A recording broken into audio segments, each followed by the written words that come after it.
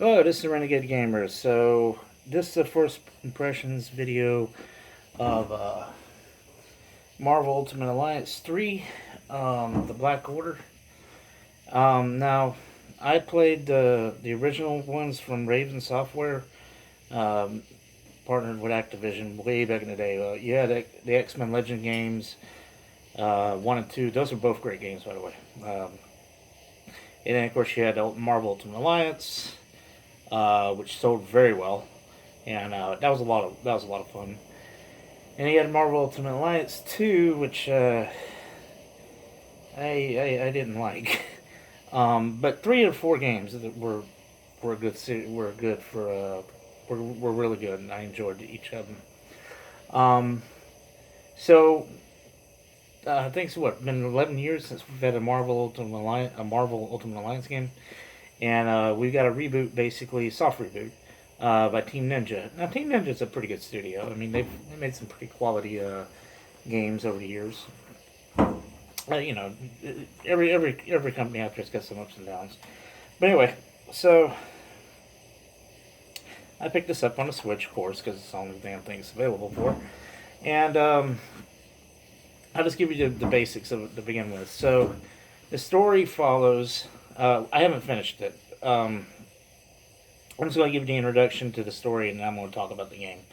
So basically, the story starts off playing as the Guardians of the Galaxy. Um, you end up in a fight with Nebula, and then you get which one of it is? It's one of the stones. It's one of the stones. You end up getting in your possession, and you get transported to Earth, and then you wake up in a raft, and you end up with the rest of the members of the Avengers and the Shield project. Um, and then you're going through the raft, and you get out of that mess. And then basically the story picks up from there. Now, some things I want to mention here. First off, voice acting is done very well. I enjoyed the voice acting quite a bit. I also like the graphics, pretty nice. They're pretty well textured. They're well done. You know, everybody. You know, there's enough differences between them, but you can tell who the characters are. Um, I really enjoyed the character of Star Lord. Quill. They captured his personality really well in the game. Same thing with Rocket Raccoon. Um, Spider Man and his entire group are all done pretty well as well.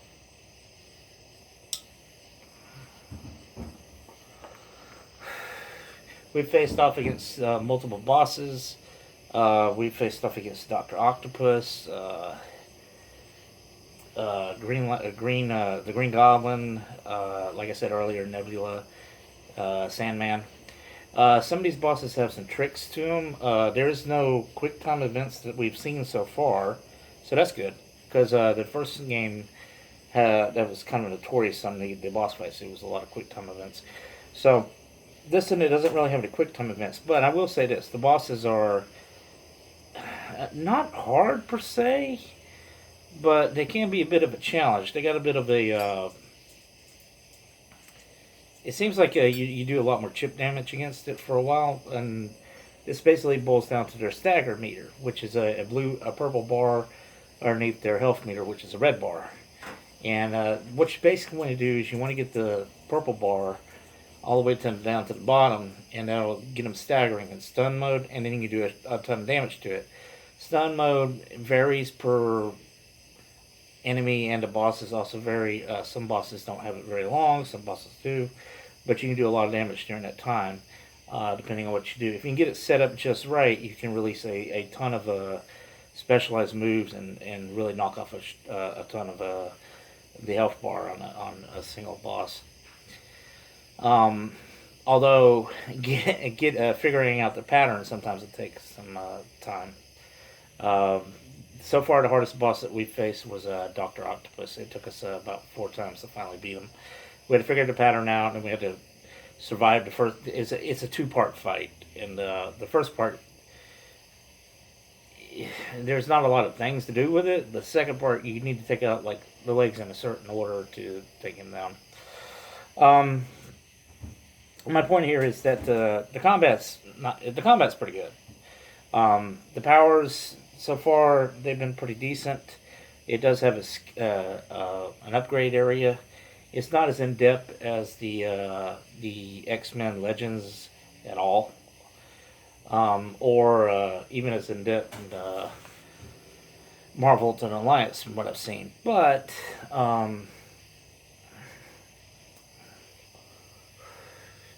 you get 4 powers total, but you can upgrade the powers themselves. There's also a board that you can get. It raises all your stats: vitality, defense, resistance, strength, and it does it by little small parts. You need ability points and money to do that, though. Same thing with whenever you're upgrading your own abilities, the 1 to 4 powers, you need, once again, ability points. I think it's just ability points there you need in the required level. Yeah, and I can't remember if you need money for it or not. It's not that hard to do.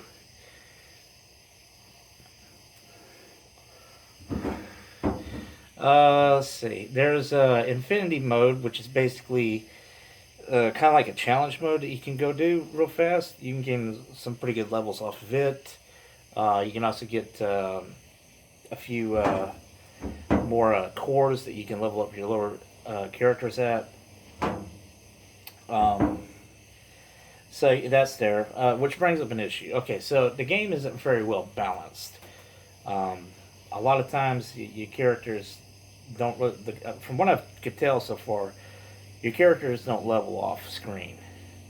So if you have level 5 Wolverine and you haven't been using him, when you stick him back in the party, he's going to be at level 5 again. But you can boost his experience back up to about what you are by using these little experience boosters that you can acquire within the game. They're not hard to get. That it's not pay to win. Okay, it is not pay to win. They're easy to get. They're not that hard. All you gotta do is do an infinity area. It takes about maybe 2 minutes, and you can get one there, from what I can tell. Not to mention you get quite a few of them throughout the game, and the experience you get just from fighting regular enemies isn't all that bad for a lower level character to catch up pretty quickly. Or at least get in the ballpark range. Right now, all my characters are about. Right now, the characters we've been using are around level 12, and we had a character that was at level 9. We got her level. It was Black Widow, not Black Widow. It was Scarlet Witch. We got her up to where we wanted her. It took, it took about maybe a half hour, but we got her to where we wanted her finally, to right there before, right around level 10. So the leveling is not exactly balanced. It's very easy to get if you're going for some characters and you want to put them in your party. It's not balanced. Is my point. But that's not the major issue. The major issue with the game that I've experienced so far is the camera. The camera is by far the worst part of the game that I've seen so far. This camera seems devised basically if you're a single player guy and you just want to play this game alone. The camera may not be that much of an issue for you, but if you're playing with multiple people, this camera is going to be a pain in the ass. It'll turn around, it'll get flipped around where you can't see where you're going. You'll get behind crates and everything else at certain points.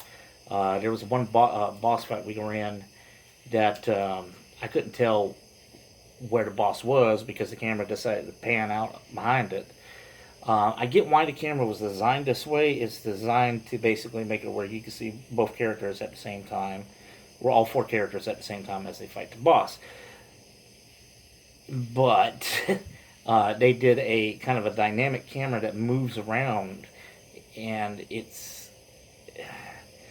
works, but it doesn't at the same time. Like I said, if you're playing solo, you probably won't have that much issue with it. If you're playing with a friend, you're probably going to be bitching about the camera.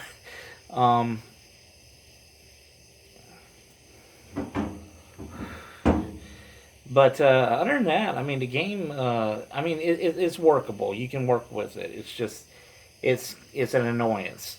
I haven't really seen any glitches within the game. So far, I'm not sure if there's a character-specific dialogue with any of the characters you're interacting with. It may be the case. I think I did see one but I'm not 100% sure if that was something that would have been there if we'd have done it or not.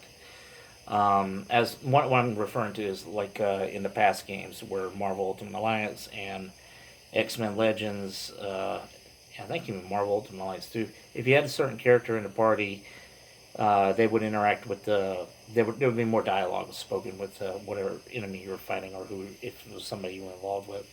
I'm not sure if that's been included on this. I have seen that done once, but I'm not sure if that's part of the story or if that was just something because we had the person at the party at the time. So, not 100% sure on that. I'm still playing through the game with my daughter currently. We are going through it, and so far we've had a lot of fun with it. It's a little bit grindy, but not in a bad way. I mean, we've been pushing through it. We've just been pushing straight through the story so far. We've only done diverged off the path, I think twice, and gained maybe a couple of levels. Like I said, it was less than 2 minutes, maybe about 5 minutes total. But for the most part, we've just been keeping on a straight path. So it seems like it's fairly leveled out as far as the learning curve goes, or the grind goes. Um, let's see, anything else that I can think of as a major detriment or positive to say about the game? I mean, like I said, the heroes all felt like they got justice given to them. They all portray their characters exactly how you think they'd be. Um, they're done well. I mean, so far what I've seen, it is done well, and I have enjoyed it. I hope that it stays that way as I go through the game. The story is fairly interesting. I mean, it's nothing amazing, but um, there is a lot more there is a lot more character specific moments within the story. It seems like so far, everybody seems to get the little small moment to shine so far that I've seen. Um, so yeah, if you're looking to pick it up, I would say it's worth a pickup. But note that the downsides to it is basically the camera and characters being unbalanced. Um, I would say that's the two major downfalls of this game. But other than that, I mean, you can still have a blast with it. Just just don't. I'm hoping that you don't scream about the camera as much. But that if I had to say the biggest problem in the game is the camera, but there is some unbalancing as well. So anyway, I would still recommend the game, but that's the detriments to it. So anyway, I'm the Renegade Gamer. Y'all take it easy. I'll catch you next time.